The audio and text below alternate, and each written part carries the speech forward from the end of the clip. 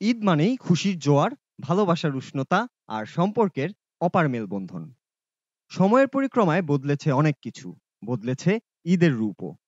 কিন্তু বদলে যাওয়া এই ঈদ কি আগের মতো আনন্দময়? আজকের প্রতিবেদনে থাকছে বাঙালির ঈদের একাল আর সেকালের গল্প। একসময় ঈদ মানেই ছিল এক আবেগঘন প্রতীক্ষার নাম। চাঁদ দেখার অপেক্ষায় চোখ থাকতো আকাশের দিকে। ঈদের নতুন পোশাকের জন্য বিলাসিতা না থাকলেও ছিল এক অন্যরকম আনন্দ। দর্জির দোকানে জামা বানানোর অপেক্ষা, চাঁদ রাতের মেহেদির ঘ্রাণ, আতরের সুবাস, সব মিলিয়ে এক আবেগঘন উৎসব।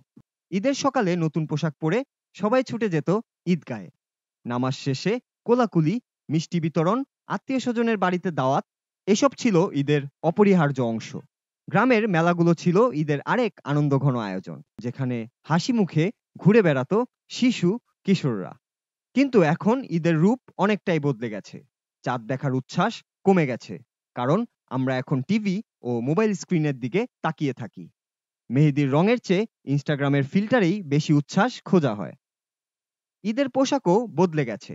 আগে দর্জির কাছে নকশা করিয়ে জামা বানানোর যে উত্তেজনা ছিল, তা এখন ব্র্যান্ডের দখলে।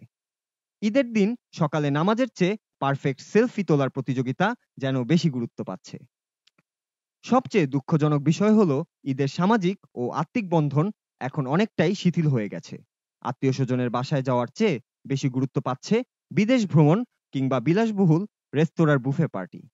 কিন্তু পরিবর্তন মানেই কি খারাপ? আধুনিকতার সাথে যদি আন্তরিকতার মেলবন্ধন ঘটানো যায়, তবে ঈদ ফিরে পেতে পারে তার চিরচেনা সৌন্দর্য। সোশ্যাল মিডিয়ার শুভেচ্ছার পাশাপাশি দরিদ্র প্রতিবেশীর পাশে দাঁড়াই, পরিবার আত্মীয়দের সময় দিই। আসুন আমরা ঈদকে করি ভালোবাসার উৎসব। বাহ্যিক চাকচিক্য নয়, বরং আন্তরিক সম্পর্কে আর মানবিকতার আলোয় উদযাপন করি এই আনন্দ। ঈদ হোক সত্যিকারের মিলনের উৎসব। এই ছিল আমাদের আজকের বিশেষ প্রতিবেদন। খবরের দেশের পক্ষ থেকে সবাইকে জানাই ঈদের শুভেচ্ছা। আপনাদের ঈদ হোক আনন্দময়, ভালোবাসায় পূর্ণ।